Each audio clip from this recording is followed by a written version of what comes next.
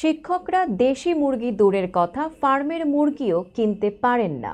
সম্প্রতি রাজধানীতে শিক্ষক কর্মচারীদের দাবি আদায়ের আন্দোলনে একথা বলে আলোচনার কেন্দ্রবিন্দুতে চলে এসেছেন শিক্ষিকা শাহিনুর আক্তার শ্যামলী।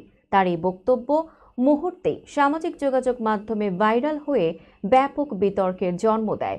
এদিকে খোঁজ নিয়ে স্থানীয় সূত্রে জানা গেছে, এই শিক্ষিকার আছে 6তলা বাড়ি, আছে পার্লারও। বিস্তারিত ডেস্ক রিপোর্টে। আমি কিন্তু একটা প্রাইমারি স্কুলের টিচার হয়ে একটা দেশি মুরগি কিনে খেতে আমি আজও পারিনি। সামাজিক মাধ্যমে হঠাৎ ভাইরাল হওয়া এই শিক্ষক শ্যামলীর নিজ এলাকায় রয়েছে একতলা পাকা বাড়ি, আর শ্বশুরবাড়ি কুমিল্লার বড়ুয়ায় রয়েছে 2তলা ভবন। এছাড়া হাজীগঞ্জ বাজারের ডিগ্রি কলেজ রোডে আরাম কটেজের পাশে তার 6তলা নিজস্ব ভবন রয়েছে।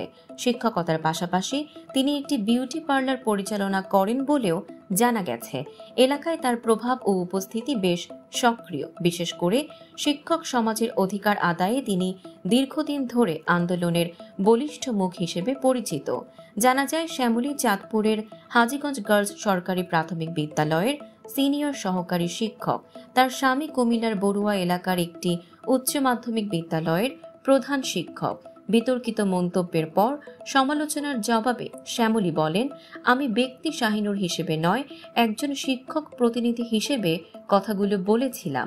দেশি মুরগি খেতে পারি না, এই কথার মাধ্যমে আমি আমাদের পেশার কষ্ট, দুঃখ আর অবমূল্যায়নের চিত্র তুলে ধরতে চেয়েছি।